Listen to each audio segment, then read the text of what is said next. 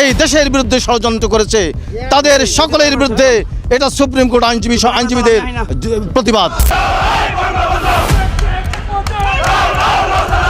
এই যে মামলা এনেছে ওনার বিরুদ্ধে, এই মামলাটা একটা মিথ্যে মামলার রায়, এটা স্বাভাবিক, আমিও মানতে পারবো না। একটা বাংলাদেশ একটা রাজনীতি, ঘৃণিত রাজনীতি। এদেশে রাজনীতি বলতে রাজনীতি নাই, যখন যে দল আসে সেই দলে পাও ছাড়ে। শেখ হাসিনার রায় বাতিলের ঘোষণা আসতে পারে, এই কথাটি ছড়িয়ে পড়তেই আদালত প্রাঙ্গণে যেন আগুন লেগে গেল। ডক্টর ইউনূস প্রশাসনের অধীনে চলা এই মামলাকে আইনজীবীরা বলছেন ক্যাঙ্গারু কোর্টের হাস্যকর ষড়যন্ত্র। আর ঠিক সেই মুহূর্তেই আসে পুলিশ কমিশনারের বিস্ফোরক মন্তব্য, যা পুরো মামলার ভিত্তিকেই নড়ে দিল।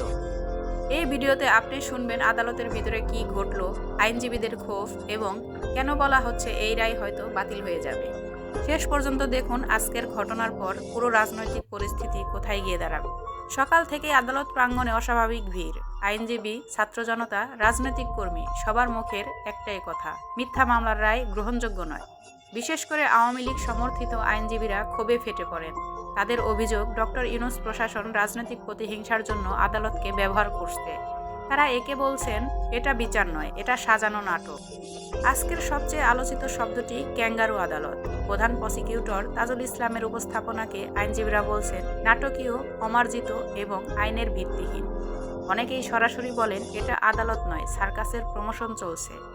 এই অভিযোগ ছড়িয়ে পড়তেই পুরো আদালত এলাকা আরও উত্তেজিত হয়ে ওঠে।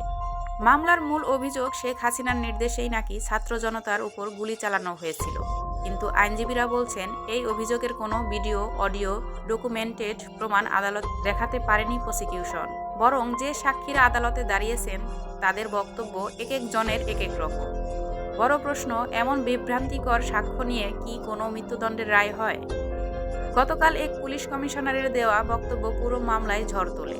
তিনি গণমাধ্যমে সরাসরি বলেন, পুলিশ তার নিজস্ব আইন অনুযায়ী চলে, 3টি অবস্থায় পুলিশ নিজেই গুলি চালানোর সিদ্ধান্ত নিতে পারে। এই বক্তব্যে পরিষ্কারভাবে উঠে এসেছে গুলির সিদ্ধান্ত অনেক সময় মাঠ পর্যায়ের কর্মকর্তাদের হাতে থাকে। তাহলে শেখ হাসিনার বিরুদ্ধে নির্দেশ দেওয়ার অভিযোগ কোথা থেকে এলো? আইনজীবীরা বলছেন এই বক্তব্যই পুরো মামলার কাঠামো ভেঙে দিয়েছে। আদালতে রীতিমতো চাঞ্চল্যের সৃষ্টি। আওয়ামী লীগ ঘনিষ্ঠ আইনজীবীরা বলেন এটা বিচার নয়, এটা প্রতিশোধ। ইউনূস প্রশাসন আদালতকে ব্যবহার করছে। তাদের দাবি শেখ হাসিনার বিরুদ্ধে রাজনৈতিক উদ্দেশ্য প্রণোদিত মামলা করা হয়েছে। অনেক সাধারণ মানুষও আদালত এলাকায় স্লোগান দিয়ে বলেন মিথ্যা মামলার রায় মানি না।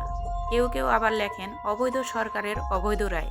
এত উত্তেজনার পর হঠাৎ ছড়িয়ে পড়ে একটি গুঞ্জন, রায় বাতিল হতে পারে, কারণ মামলার মূল ভিত্তিগুলো ধাপে ধাপে দুর্বল হয়ে পড়েছে। পুলিশের বক্তব্য এবং সাক্ষ্যদের অসঙ্গতি এই দুটি বড় কারণ। আদালত যদি আবার শুনানি গ্রহণ করে তাহলে পুরো মামলাটি নতুনভাবে বিবেচিত হতে পারে। অনেকেই বলছেন আইনের চোখে এই রায় টিকবে না।